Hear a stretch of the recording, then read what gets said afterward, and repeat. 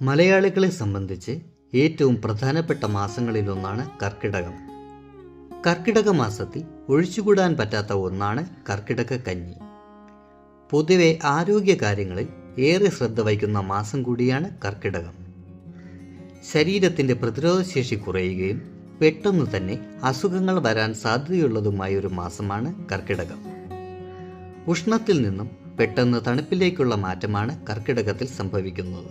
ഇത് ശരീരത്തെ ബലഹീനമാക്കും.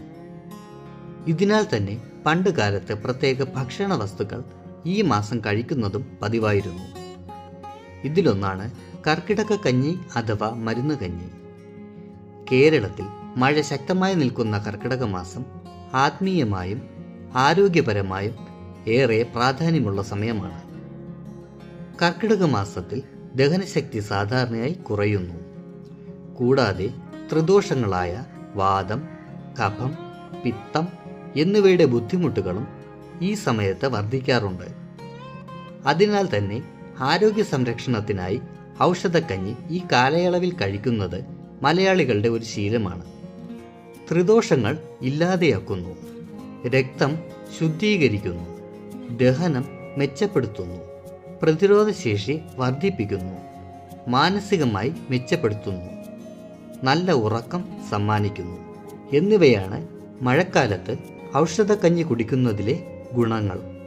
കർക്കിടകത്തിൽ തുടർച്ചയായി 7 ദിവസം മരുന്ന് കഞ്ഞി കഴിക്കാം. ചിലർ തുടർച്ചയായി 15 ദിവസവും ചിലപ്പോൾ 1 മാസവും കഴിക്കാറുണ്ട്. രാവിലെയോ രാത്രിയോ വേണം മരുന്ന് കഞ്ഞി കുടിക്കേണ്ടത്. മരുന്ന് കഞ്ഞി കുടിക്കുന്ന സമയത്ത് മത്സ്യമാംസാദികളും മദ്യവും പുകവലിയും പൂർണ്ണമായും ഒഴിവാക്കണം. കഞ്ഞി കുടിച്ച് തുടങ്ങുന്നതിന് 3 ദിവസം മുൻപും കഞ്ഞി കുടിച്ച് അവസാനിപ്പിച്ച് 3 ദിവസം വരെയും ഈ നിഷ്ഠ പാലിക്കേണ്ടതാണ്. അല്ലാത്ത പക്ഷം വിപരീത ഫലമുണ്ടാകും.